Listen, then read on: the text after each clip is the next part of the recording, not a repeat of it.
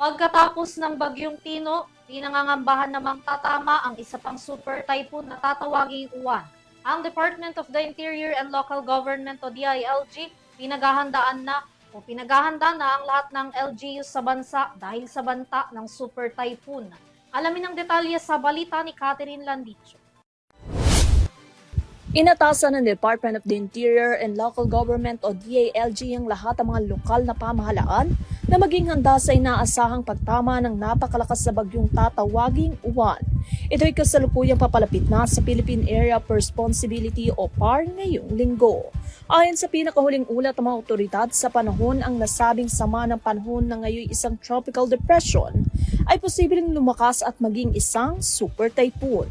Inaasahang tatama ito sa bansa ngayong weekend na maaaring magdala ng wind signal number 5 at magdulot ng matinding pinsala sa ilang bahagi ng Hilaga at Gitnang Luzon. Hinimok din ang kagawaran ng LGU na linisin ang mga daluyan ng tubig at kanal, suriin ang mga kalsada at tulay at tiyaking may sapat na supply sa mga evacuation center.